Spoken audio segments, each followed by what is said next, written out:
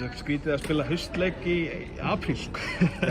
Já, bara, þú veist, það búið að stoppa okkur tvisvar eða þrisvar núna, þannig að við vorum nokkuð vana þessu, en þetta var svolítið bara skrítið stemming að fæna í leikinn og ekki við búin að spila einhverja 3-4 vikur, sko. Já, manni fannst þetta nú bara mikill barningur í dag, hvernig metur það þannig? Já, og allavega, ef við tala fyrir hönd míns liðs, sko, þá fannst mér vanta svolítið flæðið í sóknina sem var svo sannarlega til staðar í síðasta leik fyrir COVID-pásu. Þannig að þú veist, þetta var svolítið svona eins og við værum að byggja upp á nýtt og varnarlega erum við ekki alveg á sama stað heldur, sko, þannig að það er bara hluti sem við þurfum að spila okkur saman hérna betur.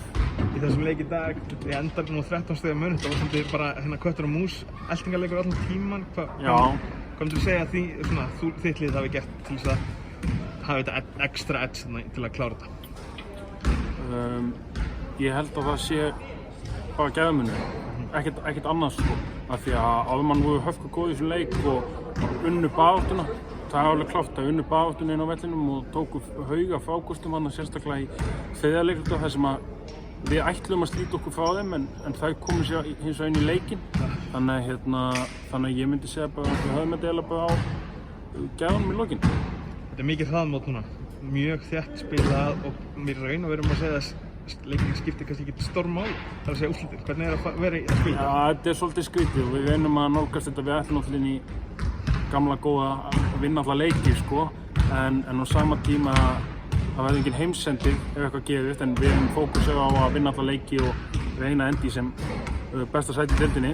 Þannig að þetta er skrítið og við náum alla æfingu fyrir næsta leik, því það er líka að spila þétt í karlaboltanum og það er mikið að leikjum í húsinu og svona, þannig að þetta er svolítið skrítið og svolítið erfitt, sko. Það voru mörg stopp og hinliðin sem er að spila á móti líka styrkja sig, þið alltaf að verða svona slípast til. Hvernig svona lítur á barátuna sem framöndan er? Ertu bjartsýnn á að þetta hafist hjá okkur? Já, ég er alltaf bjartsýnn, sko, og ég held að þetta sé bara á milli þriggja liða eins og staðan núna og það er bara Grindavík, Njarðvík eða ég, bara taflan segir það og ég trú á töfluna, hún lýgur ekki. En ég hef fullt að trú á mínu liði ef við hittum á betri leik en hérna í dag samt. Geggjað.